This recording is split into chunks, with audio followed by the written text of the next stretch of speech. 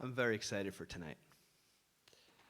Year after year, I give a lecture on Hanukkah, and I come to the same message every year of the importance of the bait, of the home, and how our bait, our homes, our family are the core of our larger institutions of the Beit HaMikdash. And when it is that our Beit HaMikdash is no longer functioning properly, it is corrupt. It's specifically the individual family, the Hashmonaim, the Maccabim, that could stand up and restart the fire. And so I speak about the importance of family and the values that were instilled in the Hashmonaim. And year after year, when I give this message, I get the feedback, Rabbi, that's beautiful. But tell me how. Practically. I understand that I need to instill these Jewish values into my family, and I understand the importance of Jewish continuity, but I want the practical tools. And there's one very powerful story that I read from Maccabees 1, chapter 2. And this is the story when the Greek general shows up in Modi'in, and he calls Matitya out from his house to the town square, where he is surprised to see everybody in the town standing there. And he is asked to sacrifice a pig in front of everybody to Avodah Zarah. His response, I think, is astounding and inspiring. And again, begs the question, but how? I'll read it to you. Matitya answered in a loud voice, I don't care if every Gentile in the empire has obeyed the king and yielded to the command to abandon the religion of his ancestors. My children, my relatives, and I will continue to keep the covenant that God made with our ancestors. With God's help, we will never abandon his law or disobey his commands. We will not obey the king's decree, and we will not change our way of worship in the least. He speaks with incredible confidence, not only about his own devotion and commitment to Torah and Mitzvot, but to his families and to his family generationally. How many of us could speak so confidently about our families and our children 3, 4, 5 generations out? And so this panel tonight, I hope, will address this question. Address the question that these Jews were faced with. Integration with the outside world. To be insular or to be open? Or is there something in between? How is it that we could instill values in our children, the things that we believe in, how do we pass those on? And I hope that we'll be able to do so with these incredible panelists in a very practical way. With that, I'd like to start inviting up our incredible panelists. First, I'd like to invite Dr. Sarah Jabbour.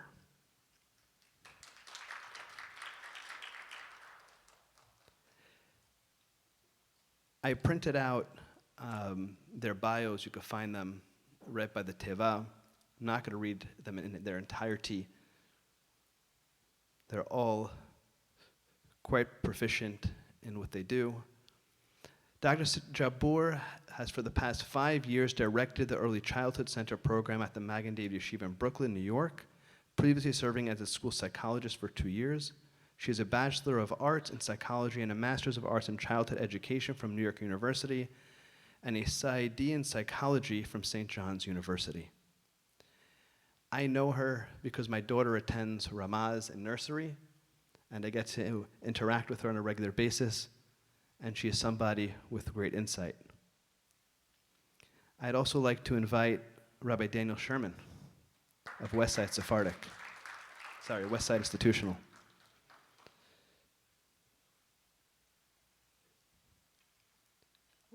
That was a slip, and I'll tell you why, though. This event started initially with me wanting to give a lecture and then saying, I want to be more practical. I want to be more interesting than just me speaking.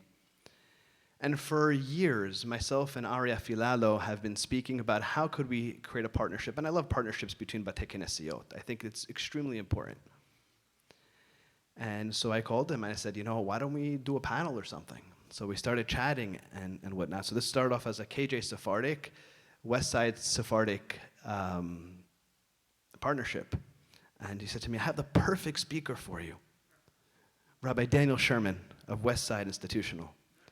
So when I think of Rabbi Daniel Sherman, I'm also remembering the conversation from Ari Afilalo and that he suggested that we specifically call and invite Rabbi Daniel Sherman, who I had not met previous to this, and I'm so glad that Rabbi Ari Afilalo made the introduction to Rabbi Daniel Sherman.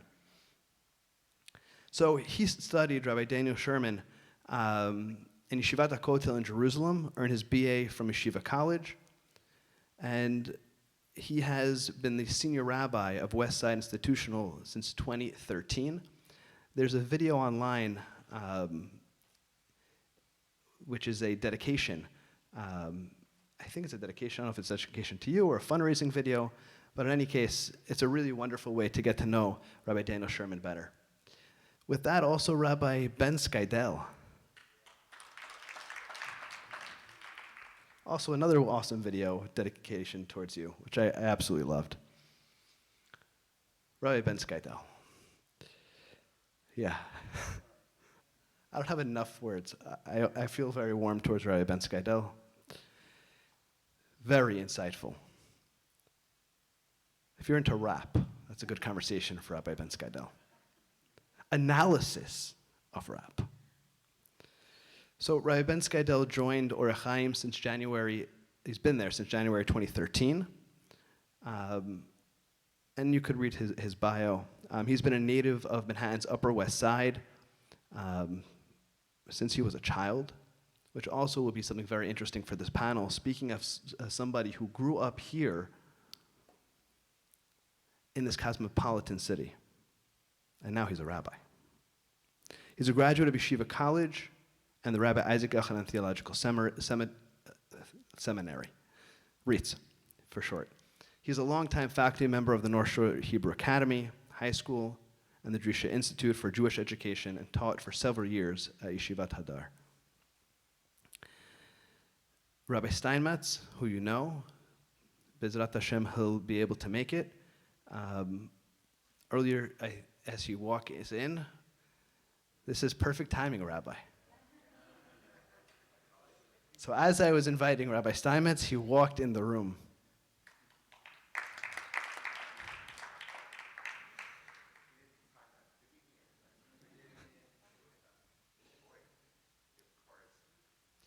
So Rabbi Steinmetz is a senior rabbi, as you know, of KJ, where we are.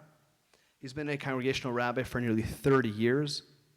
Previously, he served in pulpits in Montreal, Quebec, Mount Vernon, New York. He also sits on numerous large organizational boards and is extremely insightful in the way that he weaves together knowledge from multiple fields in his weekly Perashah article, which I definitely suggest that you read. And with that, let's begin our panel. The first question to Rabbi Steinmetz. So Hellenism, it's defined as the integration and following of Greek values, philosophy, and ethos. Those are also the backbone and the core of Western culture. And we live in the United States of America, the United States of America being a Western culture, built on these Greek values, philosophies, and ethos. Would that mean that we who see ourselves very integrated in this American culture as American Jews are in some ways like the Hellenists? So, I mean, this is an excellent question. You know, if Hanukkah is about battling Hellenism, so aren't we in many ways Hellenists? So I want to, this is such a long question. How many minutes do I have? Right. So I forgot to mention that. We're going to try to keep this under 5. Okay, under 5. No, 5's a long time. Okay. So I'll keep you to that. first of all, really just to explain where I think the question comes from. The question comes from sermonizing that has happened over years and years and years and years. It's a legitimate question, but the assumptions behind the question is that Hanukkah is about fighting against Hellenism.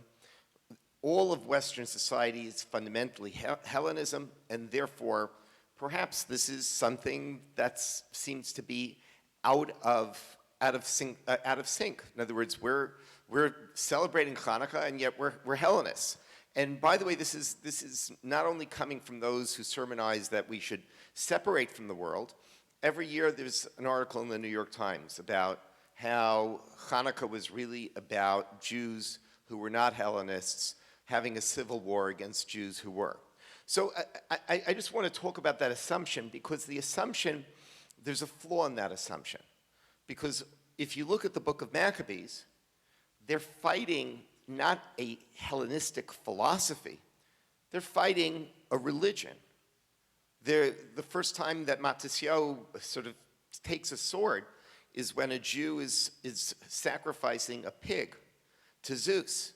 So it's actually a religious battle, and there's an attempt to get the Jews to follow a religion that is not theirs. So I just want to sort of put that on the table from the beginning, is that the question is filled with multiple assumptions. Those assumptions are not necessarily true. But let's get to sort of the tachlis of the question. And there's 3 elements that have to be dealt with. First is there a possibility to bring Greek thought into a spiritual Jewish lifestyle? Well, not Sarah, but all of us, I think, got our smicha at Yeshiva University, whose motto is Torah Umada, Torah and science. So there's one element of high culture. Can the high culture of the Hellenistic world, Aristotle, of whom the Rambam reveres, Plato, does that have room within Jewish culture? That's question number 1. Question number 2 is low culture and cultural habits. I think you mentioned the fact that they would do the Olympics. They would do their athletics in the nude, which represents an understanding of values that are very contrary to Jewish values. So there's so to speak, high culture, there's low culture, and then there's finally the point of, well, how separate should Jews be from the people around them? How different should we be? So that's why even actually 5 minutes is short for this. I don't want to take 5 minutes because I think it's too long for the answer. So let me just sort of tick off the points. Certainly, I think anyone who takes Hanukkah seriously recognizes that as a Jew, low culture, elements of general society, will very often include values that we consider antithetical to our own. That, I think, goes without question. And if you watch music videos today, and in my day there was MTV, I don't even know if it's still there, but if you watch the music videos, so it's not every video, there are many very wonderful songs, but there are songs that horrify you, both from the sense of attitude of what it represents, very often about relationships, but not exclusively, sometimes about violence. There are things in there in the low culture that we as Jews would consider to be the exact opposite of who we are. And so if you want to ask that question, I think that question is a legitimate question, and I think for modern Orthodox Jews who spend a lot of time immersed in general society, that is an area where Hanukkah should sort of make us put up a red flag. And we should say, this is something that isn't Jewish. This is something different than us. When it comes to high culture, I think that the Rambam really looked at it as anytime you look at an idea, you look at an idea on its merits. The truth is, right, as he says famously in his Hakdama to the Shmona Prakim, He says that we follow the truth from whoever writes it. And that, I think, is the Rambam's motto. I'm just looking for the truth. And by the way, whatever can teach me the truth and give me deeper insight, that I want to follow. So that's part number 2. So there's low culture, there's high culture. But then finally, which is 5 minutes. I hit it? Okay, I'm out. I don't need to do the third part. There'll be plenty of other times. We'll come back. Rabbi Skydell. Hello. We're good, right? Okay. So this is the reverse side of that question, right? So the goals really of these questions is to really hit the issue from multiple different points. So as you heard, that first question was about how open should we be? The next question is about how insular should we be? From there, we're going to go into education, specifically within the institution, and then within the home. So, Rabbi Skydell, it has been said that the Haredi cloister lifestyle is more successful in instilling Jewish values in their children. So an example, Dr. John Ruskay, former executive vice president of the UJA, recently said, Haredi communities that have the least connection with modernity are thriving.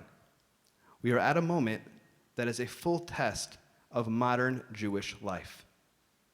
He's not Orthodox, as far as I know, and he's not Haredi.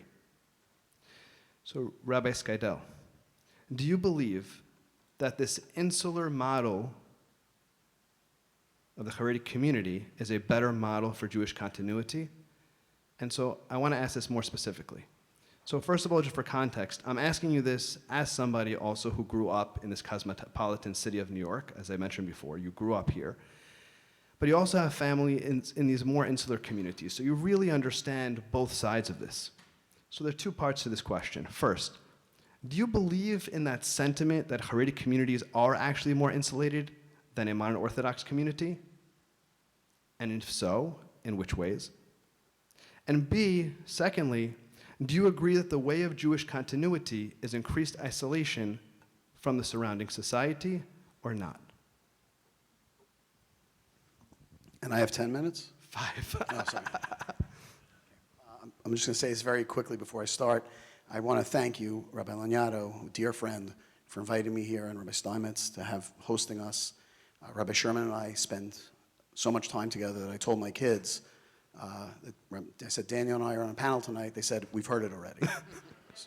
So I want to just thank Rabbi Sherman, and also for the Ramaz community. Dr. Jabbour is a national treasure.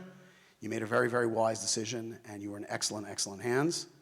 And that was a message from my wife. So I agree, but it happens to be a message from my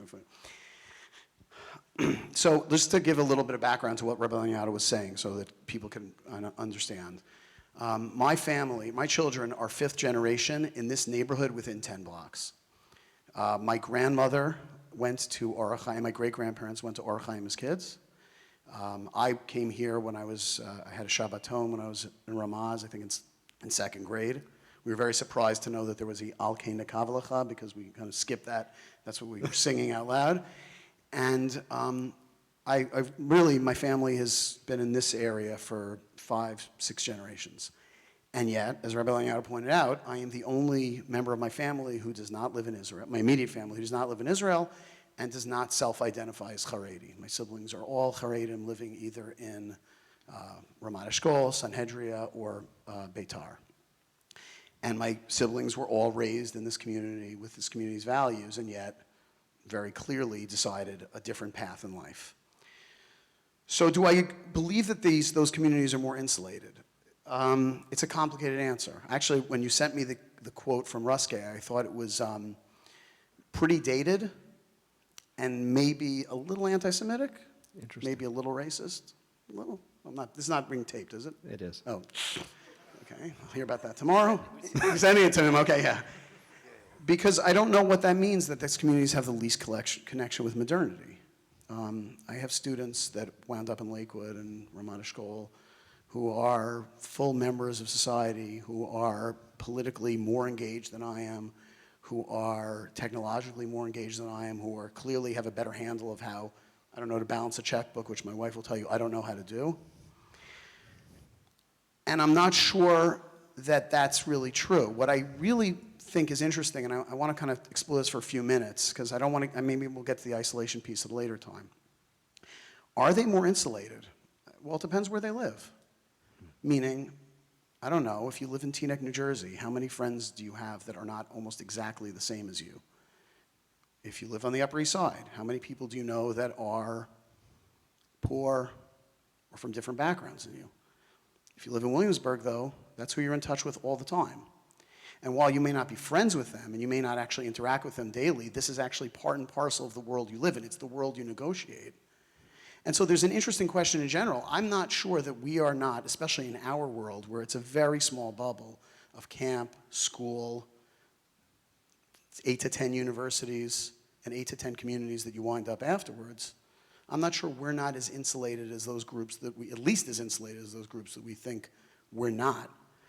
How to raise children? It's an interesting question. I obviously chose not to follow the path that my siblings did. I thought it was the tradition in many ways that I came from, which is ironic because, like you said, probably growing up in Manhattan is not considered the traditional option. But I know I'm out of time, so I don't want to... No, it's 3 minutes. Oh, 3 minutes. Okay, fine. So let me get into that then. I mentioned to you, and it's an interesting question that we really all struggle with, right, which is that ultimately what's our goal? Is the goal that we want our children to reflect our values and what we gave them? So on the one hand, yeah. On the other hand, as my dear friend Rabbi Sherman has said to me no less than 1,000 times, Ben, if you believe that everyone's children make their own choices, it means your children are included also. And I always thank him profusely for that insight. And I'm being deeply sarcastic. Yeah. Thank you, Daniel. Are we talking about the Jewish people as a whole? Because it's an interesting question. I mean, I think about this, I think we mentioned this when we were talking about it. If you have a family of 8 in Muncie, or in Lakewood, or in Kiryas Ya'arim. One more minute. I'm done. Yeah. Let's say your retention is 50%. That's still 4 people raising an observant family in the way of their... I don't see how our world could possibly replicate those numbers, if not only for the fact that how many apartments have 7 bedrooms on the Upper East Side. And I don't think there's a really easy answer to that, because I think, yes, you put people in an environment, by the way, there's another question. You put people in an environment with less choices, and that choices, very important choices, are made for them at a very young age. That's a way of retaining them, but it's not necessarily the kind of world that we want our children to live in. But we have to be honest that there's a payoff. So yeah, if I'm 19 years old, I get married, and I have 4 kids by the time I'm 25, my options of leaving or doing other things are pretty limited. But it is a very effective retention technique. Anyway.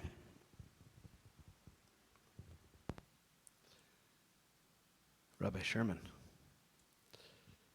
So as someone who has worked closely with high school graduates as the co-director of Torah Mission, you've helped Jewish day school graduates afford a year in yeshiva in Israel. So why do you think, and really just so everybody understands, these questions are meant to hit to the core of certain issues. Why do you think the Israel experience is so necessary to ensure Jewish values in our youth? What are they missing from the previous 12 years of Jewish day school? What is a year in Israel offering them that they are not getting in our schools? Thank you, Rabbi Laniado, for the question. And I also want to reiterate Rabbi Skydell's thank yous to my co-panelists as well as to everyone, and to Ari Afalalo for at least bringing me into this. By way of background, what's I think motivating Rabbi Laniado's question is for my time in college in Smicha, a friend who had began and I had come in a few months later ran an organization called Torah L'Tzion, which offered scholarships over the course of about a 7-year run or so. We had given about $500,000, between $500,000 and $600,000 in scholarships to help us motivated high school students from the modern Orthodox world who wanted to learn in various yeshivot and seminaries for their gap year experience. And it was a very rewarding experience on my part. I think I've lost some of the fundraising skills that I had to utilize in college. It's a little different selling raffle tickets outside the YU cafeteria. But it was a really I looked at it as a moment, or as a variety of moments to give an experience that had been formidable in my own life to those who may not have. As Rabbi Skydell mentioned, we do speak often, so thank you for raising the microphone. It was an experience that was quite rewarding for me to provide that to others. And the way I would frame your question is that in the following way. We would always give the applicants a question on their application form as to what for you is the most spiritual moment. And we always would compare that question with afterwards, and every year by the end we were getting 70, 80 applicants giving no more than 15 or 20 scholarships. And we'd always compare that question for our own data with a questionnaire that we would give to all those who received the scholarship at the end of their year. And the question again was, going into the year, would you perceive as being the most spiritual moment that you've ever had, or what would you expect? And at the conclusion of the year, when they would write back in the questionnaire and to the responses, was, well, what was the highlight of your year in Israel? And what was interesting is almost everyone had the same answer. My most spiritual moment was the one time that I went to the Kotel and I prayed at the wall of my ancestors, and I prayed at Makom HaMikdash for the very first time in my life. And yet what's interesting is that the students, when they wrote back at the end of the year, often wrote it was the skills that I acquired in learning, when before going to the year in Israel, I couldn't understand a piece of Gemara. I couldn't read Chumash and Rashi. And now I have the skills in doing that. And it was interesting that the experience, on the one hand, that they perceived would be very visceral. And while I think that was true, there was also another component. There was an intellectual component, but it was recognizing within themselves the capability of learning Torah and opening up a vista that they never had. And you would thank you. And it would make me think as to, well, what was motivating them during their year in Israel? What were they given? And I think that for many of them, obviously being in Israel had a certain beauty to it, but there are many students, or at least a decent amount from our institutions, who don't go to the year in Israel and learn in yeshivo in America and also find that fulfilling. So I think Israel is a component, but I don't think it's the answer. And I think that, there's a sense of not having the grades. I think there's the capability of learning, being taught that this is inherently important. Gemara in 12th grade is the grade that's going to get me into college, whether I'm in honors, low track, middle track. How is this going to help me in my life from an academic perspective? In the year in Israel, this is something that's important to me. And I have 4 hours, and I'm given 4 hours to learn how to read a piece of Gemara. That's a beautiful experience that I've never really had before. And I think that for many students, it's the grades. I think it's also, and Rabbi Steinmetz touched upon a version of this, which is the culture that's created. And whether it's high culture or low culture, we can have that conversation at a different point. I think that it's the culture of being in an institution, like a yeshiva or seminary, that is purely about the text and the life that that text teaches us and we're supposed to embody, that provides us with that sense of desire to become closer and connected to that sense of religion that is given to us. And I would say that that's not without cost. And I don't know when I was running Torah L'Tzion, and when I was at a younger stage of my life, I would have noticed that there were costs in the year in Israel. It's something that as I get older, I perceive those costs more and more. I still think it's worth it and a beautiful enterprise and worthwhile. But that being said, there is no free lunch, and I think it's true in this context as well. But I do think overall that the experience of being all-encompassing in an institution, as well as the lack of grades and the beauty in the text and the life, as opposed to the life around it and being ensconced in it, is really what makes the year in Israel, if we're going to use the words that you provided as success, in allowing that sense of religious inspiration. Beautiful. Dr. Jabbour. What would you advise parents whose children experience a tension between their world at home and the world they're surrounded by outside the home? First of all, thank you for inviting me here, and it's really a privilege to be here, so thank you for that. So that's a question that as a parent, I personally, and I'm sure everyone here, really grapples with. And I think I just want to start with giving some context to that. Being a parent, it's a humbling experience. It's really, really hard. And the fact that we're all sitting here and we're grappling with these concepts and we're thinking about it, I mean, we're all together here and we're off to the right start. Even just reflecting on this and thinking about this is huge, because it's something that we encounter every day, and it's a battle, and figuring out which way to go, it's hard to know. It's hard to know what to do. And I think that's exactly it. The first part is to really reflect on yourself and your family. Before we're even thinking about our children and how to raise them and what values we're giving them, I think it's really defining what are your own values, what are your family's values. And I think until you have kids, you grapple with things, you try to figure out, you're sort of trying to navigate this for yourself. And then you got to grow up really fast when it comes to the point where you have to now give this over to your children. You have to create those values and impart that to your own children. So they're almost forcing us to raise ourselves, right? So examining what the values are and what you really are committed to, I think, is the first step.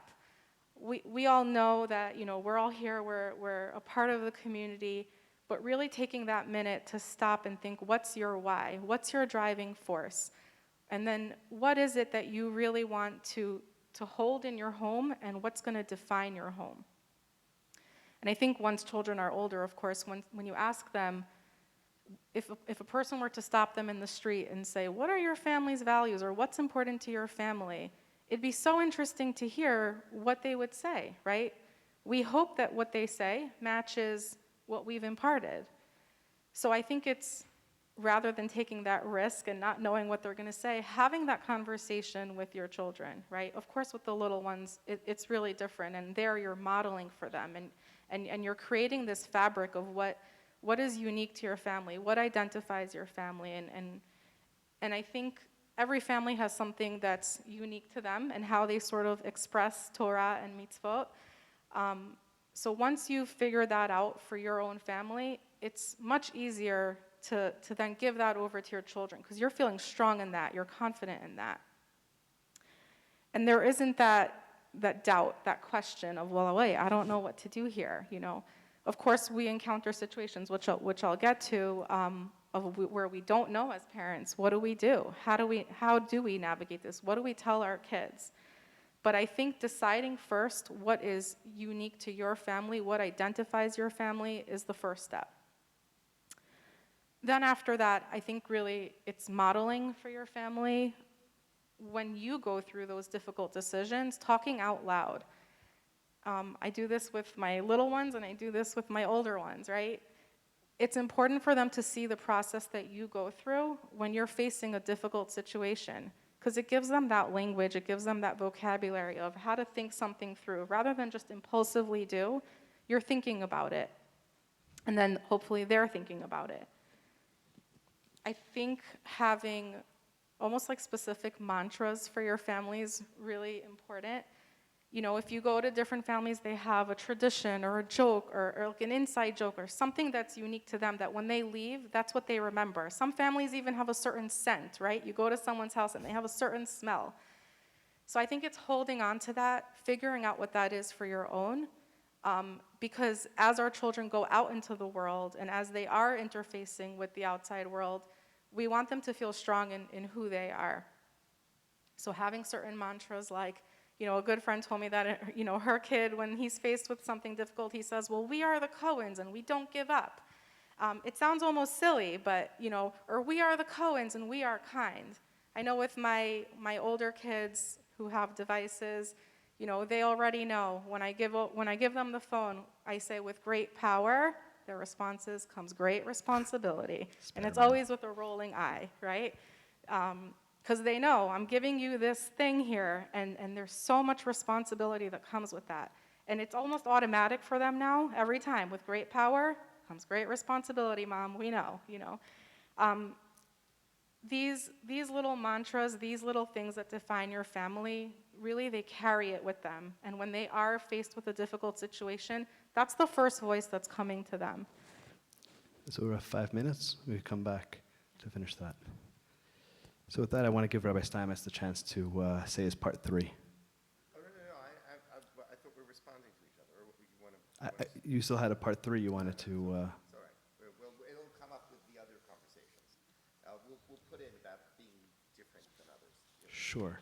One of the things you mentioned was that it particularly was a religious war. In Maccabees, it also talks about the priests in particular who were engaged seemingly religiously in the temple, but then also would run out to the games. So a lot of it does seem to be cultural, and they were struggling with that level of integration back and forth. I also wonder if that has to do with where the foundations are and what the lens is through which you view everything else. So with that, I want to ask the question of how does one actually integrate?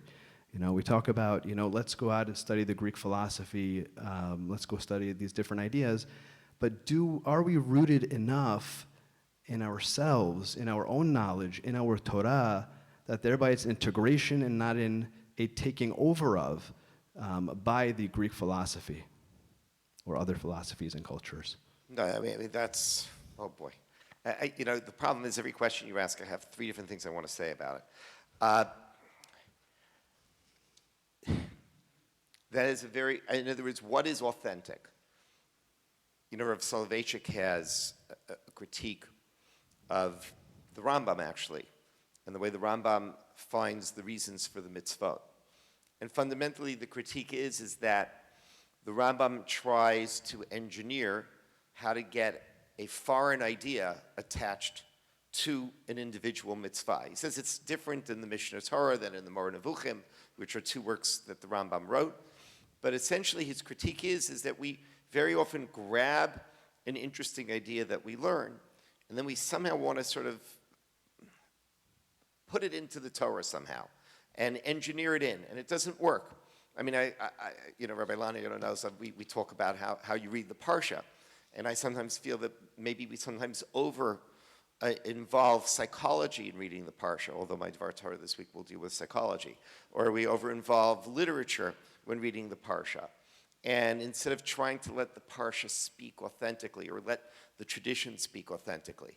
So there is certainly one element of care that has to be done intellectually to make sure that what we're learning, which we may say, oh, this is emet, doesn't always become confused, and we don't always subsume everything in the Torah under disciplines we've learned elsewhere, and try carefully to listen to the Torah's voice. That's sort of like on a very high level. I think you're talking on a more basic level, and that is how do we engage in general society without losing who we are?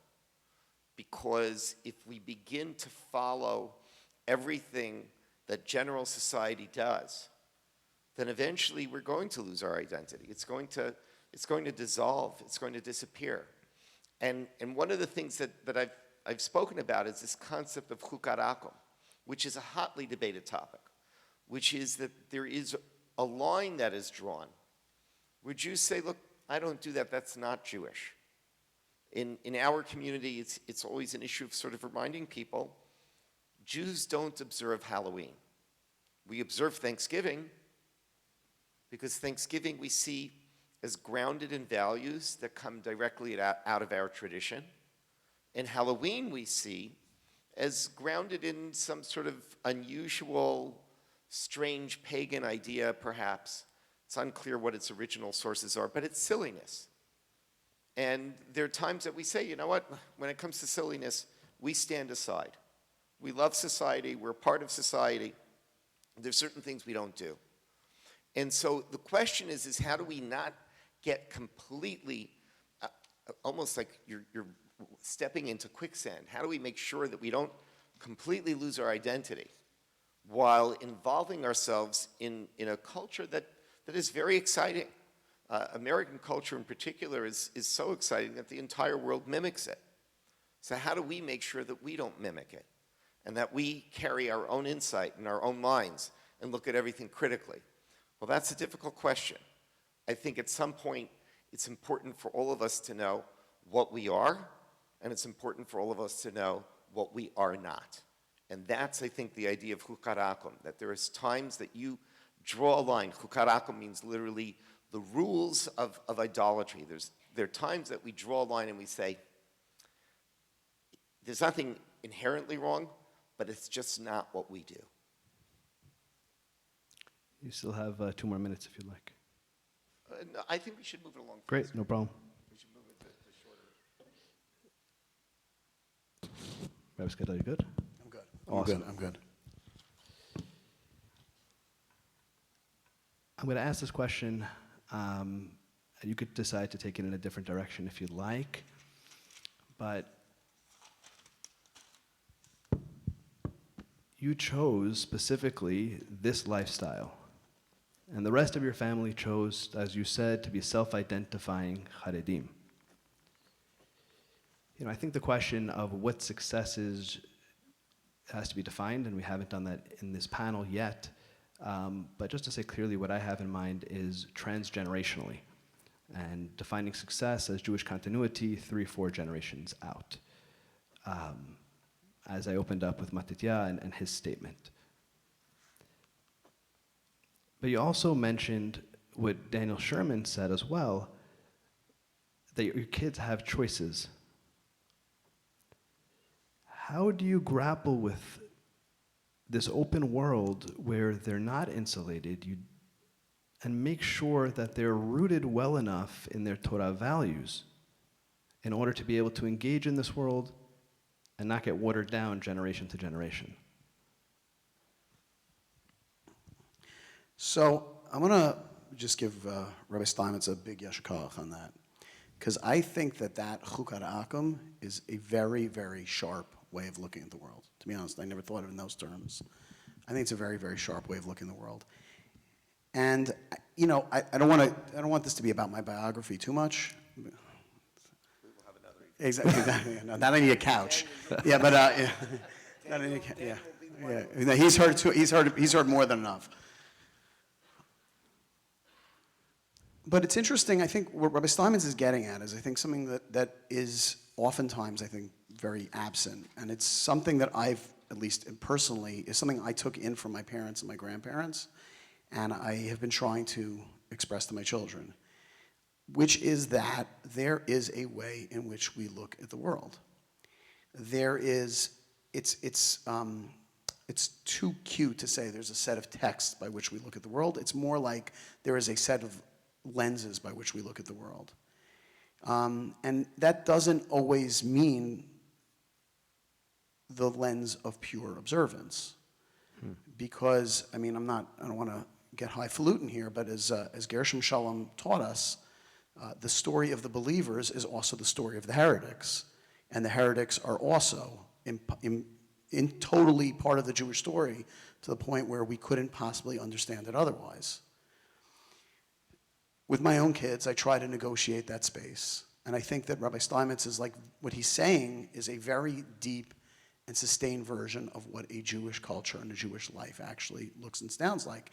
And to kind of go back to something Rabbi Steinmetz said earlier also, I'm not sure there was ever a pure Jewish culture, or more specifically, I'm not sure there was ever a version of Jewish life, even in the great rabbinic version, that wasn't dancing on the edge, if not going over it. So one of my favorite Mishnayot is the Mishnah in Masechet Avodah Zarah, where you have Rabbi Gamliel, who's, this great, outstanding rabbinic figure, who is in the bathhouse of Aphrodite, bathing naked with his clothes off, just like every other pagan there. And what's fascinating is not only how do you negotiate Rabbi Gamliel, who historically is both kind of very much in the high Greco-Roman world and also in the high rabbinic world, but the fact that the students and the followers say to him, "What are you doing here?" And his answers are answers. Rabbi Laniado grimaced also, so Baruch Hashem, I'm not the only one who doesn't totally buy the answers. But what I think is really interesting about that Mishnah is that now you have a version of a rabbinic figure who is just like us. He's at SoulCycle or at the yoga studio, and someone says to him, "What are you doing here?" And he says, "It's what I'm doing here." Mm-hmm. And the answers may not be compelling, but I think that if you have the fortitude, I know who I am, I know what I am, I actually know where my negotiations are. And I think what Dr. Jabbour was saying, you talk through those negotiations with your children, and allow them the space to make their own negotiations, in a certain sense, I think that's, how could that not be an authentic Jewish version of Jewish life if it's codified in the Mishnah for no less an outstanding figure as Rabbi Gamliel? But, Rabbi Steinmetz. Yeah, I'm taking back a few seconds of the 2 minutes I left on the table. Just to sort of continue the point that Rabbi Skydell is making, I remember this great article from Hillel Holkin. I think it was in 2006. I don't remember which Olympics it was. But Israel didn't win a medal. And the whole country was disconsolate. And Hillel Holkin wrote this beautiful op-ed. He's not a rabbi. He's not Orthodox. Of course, he's calling me now to tell me I'm wrong. But he wrote this article. I'm not going to use the Yiddish quote he used, which is not politically correct. I'll rephrase it. He said, winning Olympic medals is not Yiddish nachas. This is not what Jews have always dreamt of. We dream of Nobel Prizes, fine. We don't dream of Olympic medals. And that you have to have sort of a value check. And actually, I mean, that's why I wanted to say this. It's so appropriate on Hanukkah. We have to know where we start, right? When you look at the school, the first thing you look at is, well, what's a Talmud team like? In other words, not what its basketball team is like. We have to always remember our values. And then you get to what Rabbi Skydell is saying, is that when you've internalized your values, then you can be anywhere. And you could be at a soccer match. There's a famous picture of a rabbi a couple years ago took his grandchildren to a soccer match in England, and he's sitting and studying the Daf Yomi while his grandchildren are watching the game. Then you can go there and you can be yourself, but you need to know who you are. And a lot of times we forget who we are, and that I think is where it all starts. Rabbi Sherman, would you like to continue that conversation?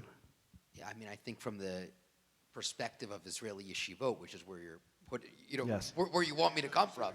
No, I think that's a huge component. I think the notion of what it means to have a culture, it's the first time that you're taking, I grew up in Philadelphia, I went to MTA, so I guess I was both a Philadelphian and a New Yorker by high school, and you're putting me in the old city and forgetting the experience of living in the old city for 2 years. But it's the first time where every part of my life is now being rethought of culturally.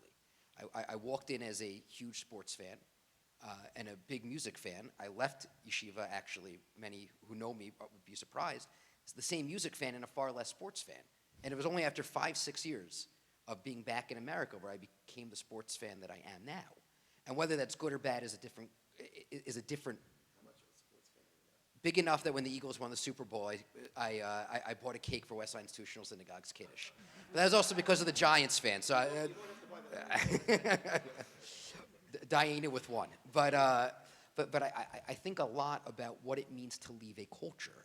And when so much, and especially the back and forth in many ways from Rabbi Skydell and Rabbi Steinmetz, which is focusing on what part of the culture do we bring in or what do we leave and how do we live that life. Remember that for the advantage of that yeshiva experience or seminary experience is that it's the first time where anyone has left that life.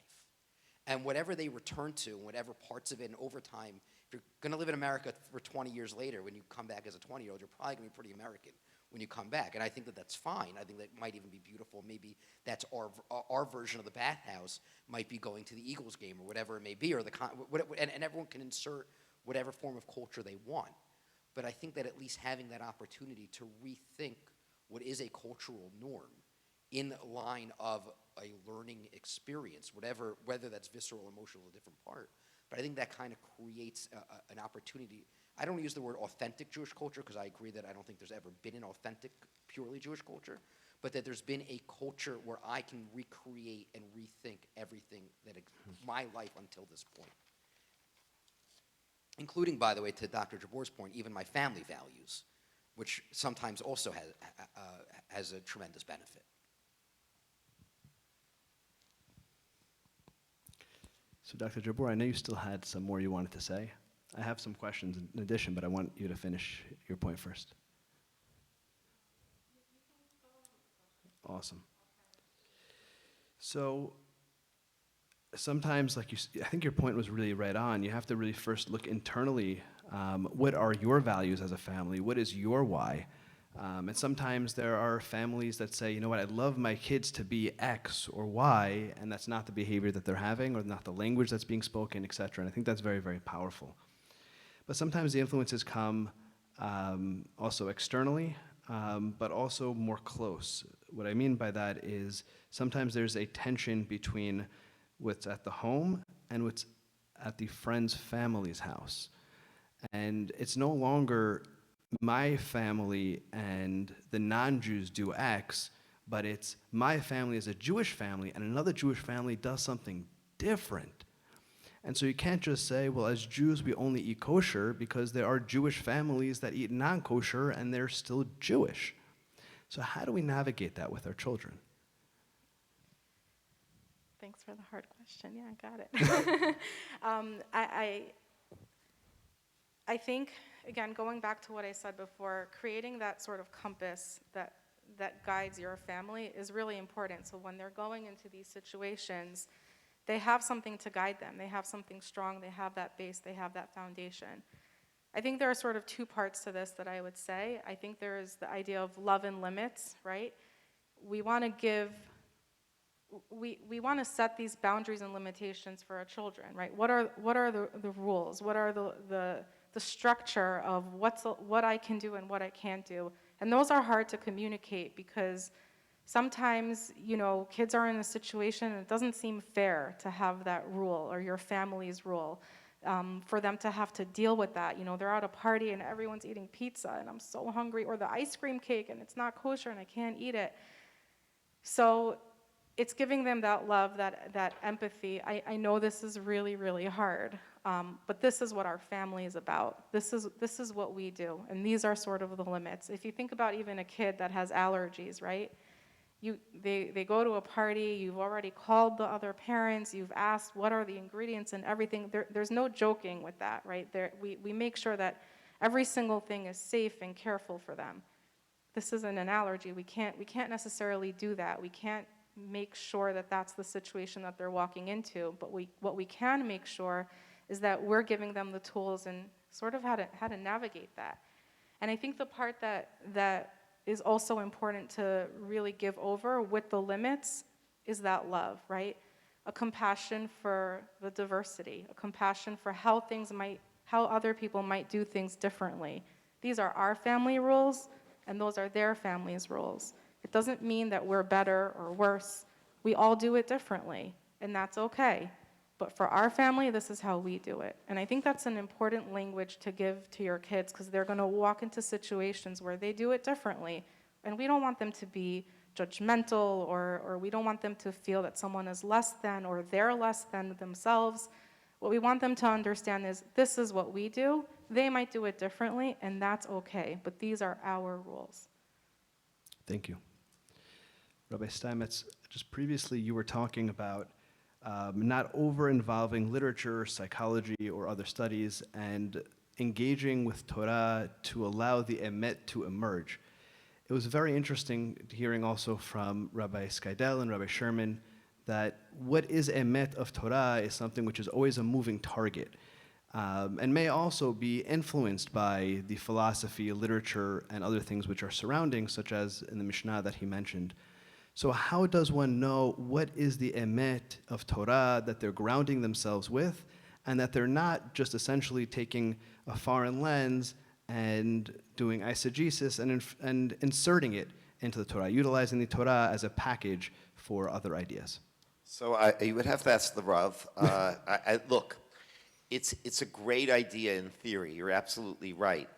There's no way to ever not be the person you are with all of the learning that you have.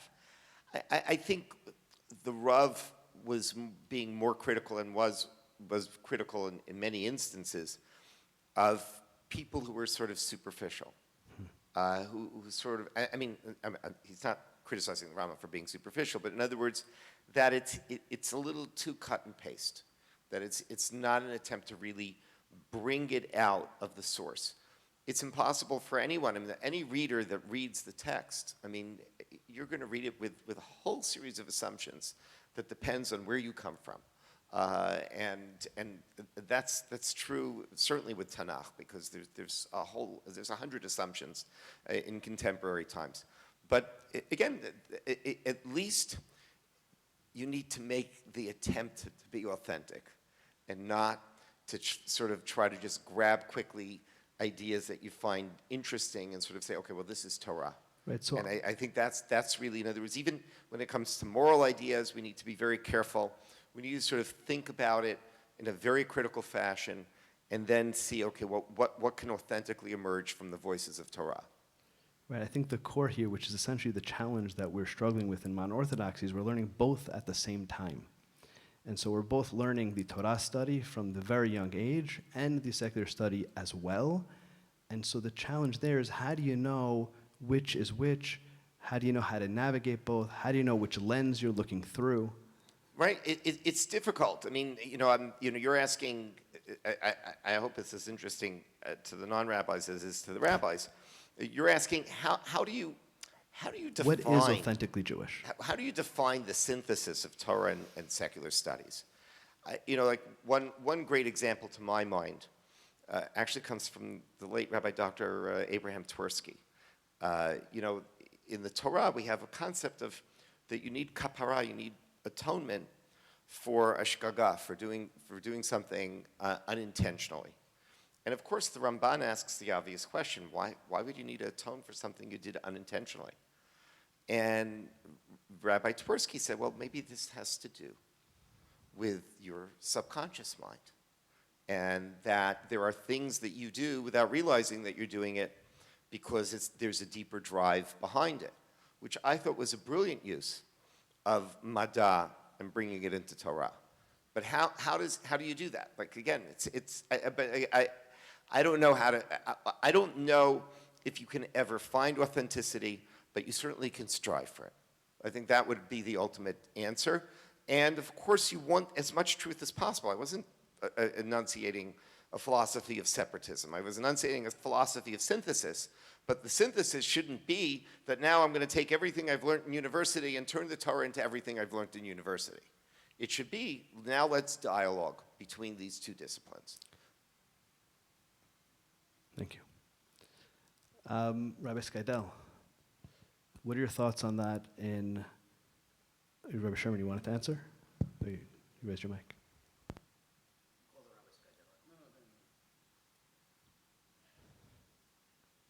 I very much agree with Rabbi Steinmetz's point, but in the way that you frame the question, I think is interesting, and says maybe a lot about you, is that you're assuming that it's the fact that we're learning both Torah and quote-unquote Mada at the same time. Halavai, that was true. Halavai, when I was in college, I was so struck by what I learned in the afternoon that it affected the way I learned in the morning. That's not reflective of my YU experience. I enjoyed both sides of the day, so to speak, but they were bifurcated intellectually. What I would say that I do think, it's a struggle within modern orthodoxy, and I use my sermons in many ways as the indicator, that when I just became rabbi, I stuffed as much non-Torah as possible in my sermons. And that was partially or largely because I assumed that the congregation wanted to hear everything but Torah. And there were many voices, one to my right, who told me that that was incorrect. And what I had learned over time, that doesn't mean I had lost any of my external interests, external to Torah interests. But what it does mean is I've learned, and I think that this is part of a modern orthodoxy, it's a flaw in our culture, quite honestly, is that anything that's Mada is good, anything that is secular is good, and Torah we constantly need to justify what it means, justify that it's important, justify its significance. And I think that the flaw that our community and broader community has provided is that we've given the assumption that Torah is only as valuable as it corroborates with psychology today, which is basically what Rabbi Steinmetz is correctly pointing out. And I think that as rabbis and educators and as parents, etc., that we also have to reconfigure a little bit and say, well, is Torah valuable because it's Torah? Because it is the text of our people, it's the lifestyle of our people. And when it differs from Mada, that's okay. And it doesn't only need to be Mada, it doesn't have to speak to Mada. And once we have a more of an inherent buy-in to the system of ourselves, then I do think that in many ways changes the way that we look at the text, because we don't need the text to corroborate our life. Thank you. Rabbi Skydell, you got the mic to work. There we go. I just want to double back on what Rabbi Sherman was saying, and then I want to just make reference to something Dr. Jabbour said. I know I'm not being asked the question. Is that okay? Fine. Okay. I remember when I was starting out as a rabbi. I was out on the West Coast for a couple of days, and I met with Rabbi Judah Dardick, who was the rabbi in Oakland at the time, and now is a teacher in the Orach Yeshiva. And if you know that it's a challenge, especially he's in the Bay Area, he was in Oakland, and the Orthodox community was definitely in the minority there. And I said to Rabbi Dardick, I said, well, how do you handle, he does panels like this with people of different denominations and different faith communities and whatever. We were having lunch, there was an Italian restaurant there. And I said, like, how do you handle that? He goes, you have no idea how easy it is. I said, what? He said, I come in and I have Chumash and Rashi and Ramban, and it's the one thing that no one else in the audience has. He said, I'm completely unapologetic. The Rambam, the Mishnah Torah, the Shulchan Aruch, the Gemara. He said, the people eat it up because it's the single thing that they don't have. They have everything else in the world but that. And I've had conversations in my life that meant something, but that really meant a lot to me because it really clicked that that's the one thing that let's be honest here, most of my congregation went, no offense to my alma mater, went to better universities than Yeshiva University. I was a philosophy major, which meant I read 4 books to get my degree, if that. They don't have, and they're, like Rabbi Sherman said, they're thirsty for Torah.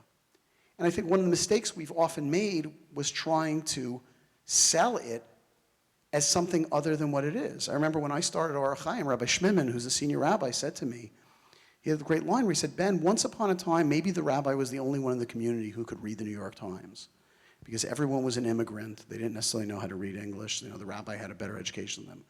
He goes, now that's not true. So do the thing you know how to do that other people can't do. And I think that's been, that conversation with Rabbi Shimon, the conversation with Rabbi Dardick really opened me up. And I must have yelled at Rabbi Sherman about 1,000 times about this, to the possibilities that what we need to be doing is more Torah because that other part of us is so taken for granted that it doesn't even need to be iterated. Which then leads to something that Dr. Jabbour said, which I've always been very struck by, and I just want to put it out there because I know this is a parenting thing, this is about our children, whatever. I'll tell you a story about being insulated. When I lived in the 5 towns for 9 years. When I graduated Smicha, I was a rabbi in Beth Shalom for 9 years. And at that time, I think we didn't have a regular TV, we just had a DVD player, and my kids went to Shalamis in the 5 towns. And one day we were driving in the neighborhood, and one of my daughters, they're not watching, but so they won't be upset that I don't remember which one it was. One of my daughters said to me, Paula, who's our babysitter, is so lucky. So why is she so lucky?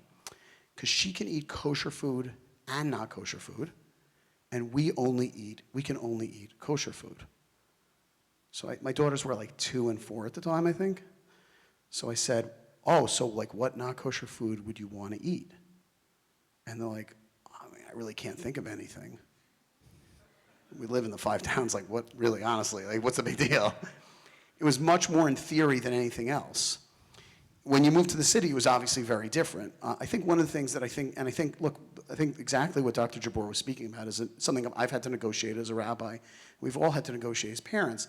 I think what is interesting, and I think I've noticed this, and I've tried to really emphasize this. I had a former student here who could tell me if I'm telling the truth or not. When people have parts of their Jewish life that are visceral and joyous, and that they feel ownership of, and they feel are special and uniquely who they are, that is the beginnings of what a Jewish life means, and also one that is so beautiful and so important that you don't need to always be sad about what you don't have. When my kids were very young, we used to take them every Erev Yom Tov to Borough Park. And I would go to every store to get whatever candy they wanted, and whatever kakash, and whatever cake, whatever it was, because there was something tangible and visceral. When kids in our shul have their bar mitzvah, I can't insist, but I say, I will go with you to pick out the tefillin, so you see how it's tefillin. You can see what, you can choose which one are yours, because you should own it. You shouldn't outsource it. It should really be part of who you are. And I remember my Rebbe, Rabbi Baruch Simon, always used to quote that there was, from Rav Moshe Feinstein, there was a well-known Yiddish play that was very popular on 2nd Avenue called Is zu Sfer sein a Yid, which means it is hard or it's difficult to be a Jew. And Rav Moshe always would say that to him was one of the most damaging statements. He says, no, it's to gring to sein a Yid. It's beautiful and joyous to be Jewish. And I think that one of the things we need to do is like ownership of our Jewish life, an iterated and a tangible and a thoughtful ownership of our Jewish life. It needs to be joyous and beautiful and personal and visceral and tangible. And I think when you build those moments up, it becomes much easier to explain why we are the way we are, rather than having to constantly play defense of why can't we do what they are doing. Beautiful. I wanted to thank our panelists for coming out tonight. And we explored quite a few different topics, each one that really could be expanded. One that I was kind of driving at before, which was actually originates from a debate I had with Rabbi Dr. Norman Lamb, Zecher Tzadik Libracha, when he was giving a presentation at YU and I was a presidential fellow there. He was talking about Torah Umada. And I pushed back on him and I said, why do you think of the world in a bifurcated system? Why is it Torah separate from Mada if you have one God that created everything? And I think a lot of this conversation really emerged from what we were saying. And what I understood from what the three rabbis were saying before, that we have to be authentic, but authentic doesn't mean outdated in any way. It very much is integrated within everything around us that we're learning. And authentic just means that we're not being surface level, as Rabbi Steinmetz said, but thinking deeply about it and making sure that the secular subjects are allowing us, and our experiences in the outside world are allowing us to draw forth more depth of meaning to it. So that's something that I understood from that. The ability to be able to navigate and talk through the negotiations with our children, as Rabbi Skydell was saying, with the Rabban Gamliel example. And as he just closed, and as Rabbi Sherman was speaking to, of the emotional experience of being fully immersed at some point, of having that experience where somebody fully is engrossed in Torah is very, very impactful on somebody's life. And really having that and being unapologetic because you've had that visceral kind of experience. And what I understood from Dr. Jabbour and what she was getting to is that the first thing we have to do as parents in understanding how to raise our children in this modern world is first understand ourselves. What does being Jewish mean to us? And how do I express that in my home? What is my home's mantra? And I think often we're talking about it from a very high-level conversation. A lot of this was a little bit of a high-level conversation. But I love my kids to be X. But we first have to make sure that that's the mantra within our homes and the culture that we create within our homes. And then if we can do that and establish that very well, then they will be able to do what I think all of us has described as authentic Jewish, is to be out into the real world, but to understand where we stand, where the other stands, gain the benefits of that which is outside of us, because I'm confident with where I stand. And so that really starts from us as parents reflecting internally, making sure that we are clear on our values to ourselves first, and then articulating that very clearly to our children in that messaging. That's how I would sum up the evening. And thank you very much for all of the panelists and for the conversations. Very much appreciated. And a big yasharach to Rabbi Laniado for all of the work that he put in here. I should also thank Donnie for live streaming us. But thank you all for being here. And yashar koach, Rabbi Laniado. Thank you. Thank you. Chanukah Sameach.